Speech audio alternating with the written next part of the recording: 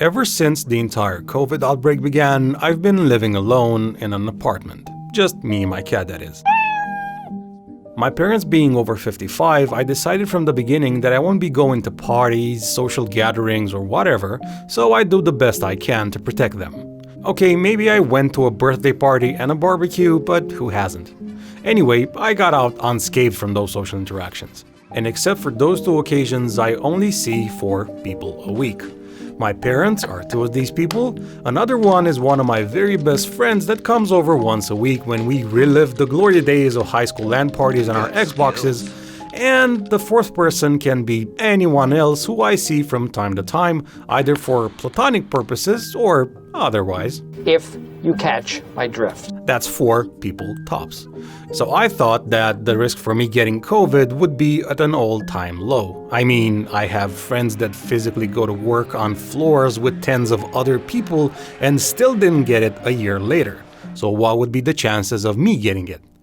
Well, as it turns out, the same as for everyone else, because 3 days after a steamy midnight encounter with a lady, she texts me and says, "Hey, I'm so sorry, but I lost my sense of taste and smell."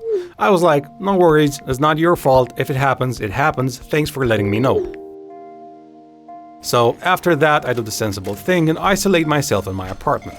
Also, I do the test a week later after I've been exposed to her. Lo and behold, it comes out negative. Still out of care for my parents, I quarantined myself in my apartment and didn't see anyone, even though I had no symptoms whatsoever.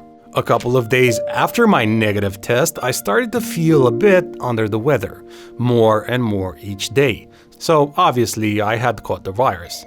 Thankfully it was nothing serious. I felt ill for like 3 or 4 days, then slowly but surely recovered with no serious issues.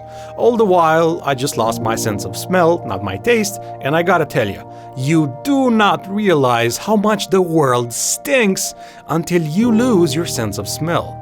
It was amazing not being able to smell my neighbor's rotten pickles in my building's staircase. I couldn't smell the cat food either, even though I basically put my entire face inside the bag. I was a happy camper, cause again, you only find out how much the world stinks only after you lose your smell. I feel saturated by it. I can taste your stink. Every time I do, I fear that I've somehow been infected by it. It's repulsive. So yeah, that's my story of how I got the virus, even though I was only seeing 4 people a week, 3 of which were always regulars. So a week after I started feeling ill, I was operating at 100% capacity, physically at least. I still didn't have my sense of smell, but I reveled in it, to be honest, while it lasted. By the way, I think it took me like 2 weeks, a bit longer maybe, to fully recover my smell, and it didn't come back all of a sudden, but in increments, in case someone was wondering. Now, if you've been following our channel, you might know that it's being run only by me and a friend of mine. Anyway, my friend/partner told me also to take the next week off so I could relax and not stress too much about our next video. Health is more important than work, he said. So I did just that. I took another week off. And that's when things started to go south for me. I'm no stranger to depression. I've been in and out of this swamp of an abyss, as I call it, more than a couple of times during my life. But I'm not gonna go through all that because that's not the point of this video. Maybe in another one, although it's kind of a bleak subject, it's not something I fondly remember or enjoy talking about. But it is related to my story because if you search online, you'll see that there are a lot of cases where depression settles in after having COVID. Now, I'm not saying that my depression was due 100% only because of the virus, but the timing was kind of impeccable, so I settled on a firm maybe. Anyway, at the time I was already a subscriber to Game Pass on PC, so I said, hey, I want to find a game that's out of my comfort zone, something I wouldn't play under normal circumstances. Now, normal circumstances for me mean that I don't have a lot of time to spare, so basically whenever I play a game, I try to choose it wisely so I can make some sort of video from the experience with that game.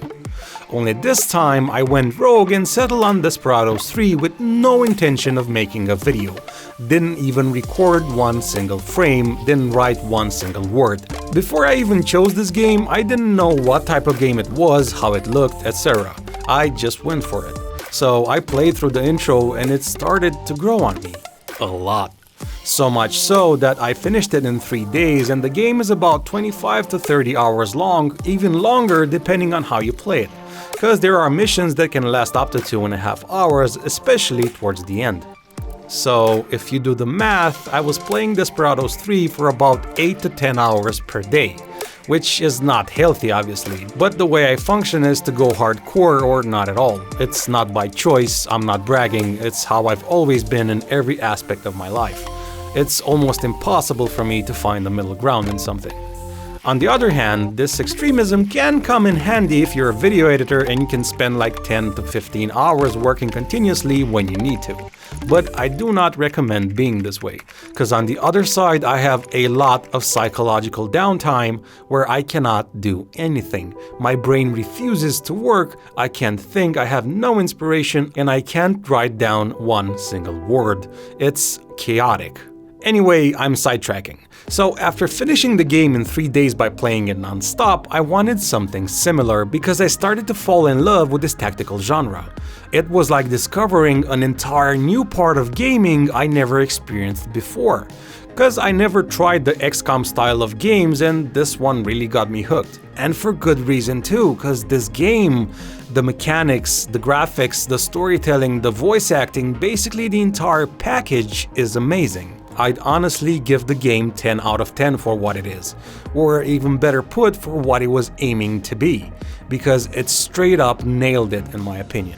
So yeah, do try the game, it is stellar.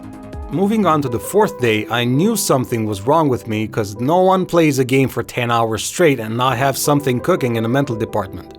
Slowly but surely, I was beginning to realize that I was easily sliding into a mix of depression and a wave of other crippling feelings like disappointment, anxiety, uncertainty, and other related emotions like these. The great part this time around was that it was more like 60% of the other stuff and 40% depression. Cause I had 100% depression a bunch of times before, and it's much harder to climb out of that than when it's mixed with other feelings. I was in a way glad that the percentage was as such, because the disappointment and anxiety were normal responses to how my channel was performing after 9 months of non-stop grueling work. I mean, I consider that a lot of our videos are really good. I've put all of my skill and all of my passion into every single one of them, like The Last of Us Part 2, where I spent 2 weeks non-stop just editing it, or the GTA Christmas story that took me like 5 days to research and write, and now we have an average viewership of 80 people per video, on videos like God of War 80's infomercial, for instance. And when you work tirelessly for something months at a time, you're financially broke, you've bet everything you have on a project, and when you don't see even incremental progress for a long time, you tend to have a bit of a mental breakdown. Now you know why I was glad that this was the 60-40 split, because the 60% was a normal reaction to something that was temporarily disabling for me. Which brings me to my next point. Knowing what was going on in my head, I didn't want to deal with it, so I chose the other route. I chose the impossible. I chose rapture. Nah, I'm only kidding. I chose escapism. Seeing as Desperados kept me busy for 3 whole days, I wanted something in the same ballpark that could maybe last even longer. And that's exactly what I got. Wasteland 3 is one of the best games I have ever played in my life, and up until a month ago, I didn't know squat about it. It's basically a more complex version of Desperados in terms of game mechanics. A way more complex version. Cause in Desperados you play with a predetermined set of characters and they all have their specific and finite set of weapons and abilities. You can't change them, it's not an RPG, you just play as intended.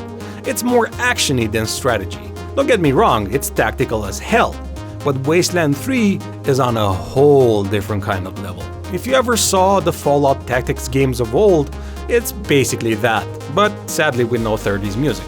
You start off with a couple of characters, then as the story progresses you encounter more and more, you can make them part of your team or not.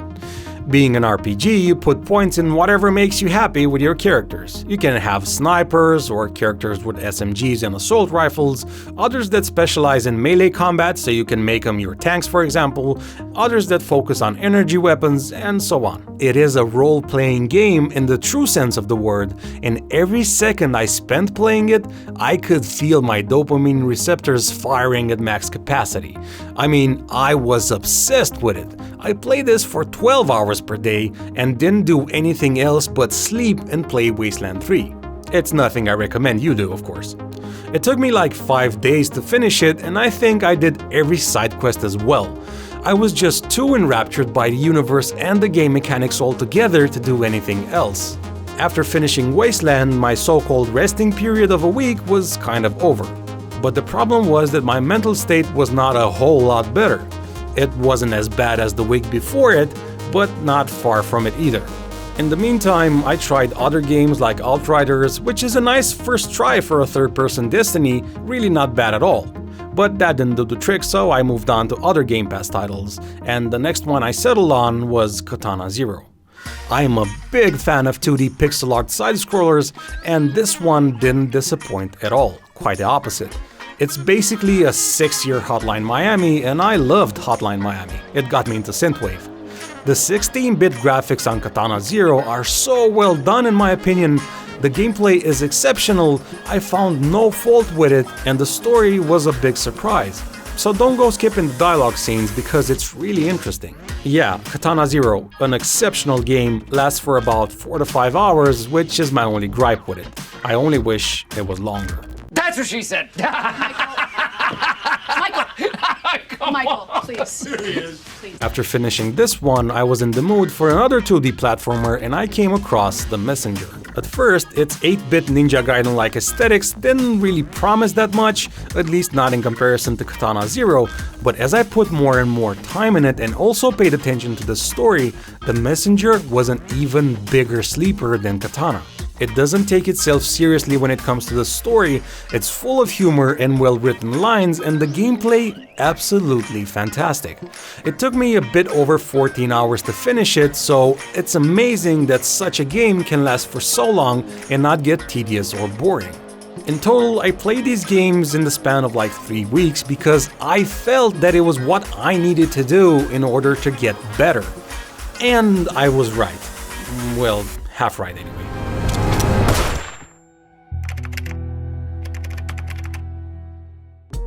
During this entire endeavor with depression, anxiety, and gaming, I had a heart-to-heart talk with my partner/friend, even though I didn't want to talk about it at all. And I forgot to mention this, during the post-COVID depression, I was apathetic to almost everyone in my life. I didn't want to see people, hear them, nada. Not having anything to say honestly, I just wanted to game and escape everything. But coming back to my conversation with my friend, somehow unknowingly to me, I think, I'm not 100% sure about it, but after we talked on the phone, I started feeling better faster than I did just by wallowing alone and gaming non-stop. You got a gift, my friend. You got a gift. Oh yeah. Thus, my advice to you is to just let someone in, someone you hold dear to your heart, because it helped me heal faster. However, at the same time, I wouldn't have gotten to the point where I started to feel better without going through my process. And that process was just gaming and being by myself. That's how I work at least. And this didn't happen for the sake of playing video games, but it happened because I love gaming more than everything else I can turn into a profession. I've been loving gaming since I was 6 years old, and I will continue to do so for the rest of my life. And if you see this video and are going through the same thing, just do whatever makes the process of healing for you possible. Read, binge watch movies, whatever, but at the same time, don't use this as an excuse to drag the entire thing out. The point is to get out of depression, not to prolong it. For me, it was like grieving. I couldn't use logic to cast it away, that's not how it works.